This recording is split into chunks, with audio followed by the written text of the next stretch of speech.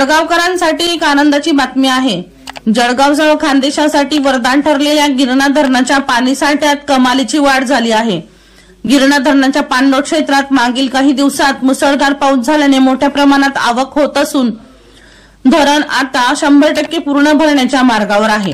यामुळे गिरणा धरणावर अवलंबून असलेल्या जिल्ह्यातील अनेक तालुक्यातील पिण्याच्या पाण्याचा प्रश्न मिटला आहे। यंदाच्या पावसाळ्याचे जवळपास 3 महिने उलटून आले तरी गिरणा धरण निम्मेही भरले नव्हते। यामुळे जळगावकरांची चिंता वाढली होती। मात्र काही दिवसांपासून विश्रांतीनंतर राज्यात पावसाने जोरदार कमबॅक केले। नाशिक जिल्ह्यात देखील मुसळधार पाऊस सुरू आहे। गिरणा खोऱ्यात व पाणलोट क्षेत्रात पडणाऱ्या पावसामुळे कसमा पट्ट्यातील धरणे भरलेली असल्याने नांदगाव तालुक्यातील गिरणा धरणात 35,000 ते 40,000 क्युसेक पाणी आवक सुरू आहे। यामुळे कुठल्याही क्षणी आता गिरणा धरण 100% भरू शकते। जळगाव जिल्ह्यातील चाळीसगाव, एरोंडल, धरणगाव, भडगाव, पाचोरा या तालुक्यांसह नदीकाठचे गावे गिरणा नदीवर पिण्याच्या व शेतीच्या पाण्यासाठी अवलंबून आहेत।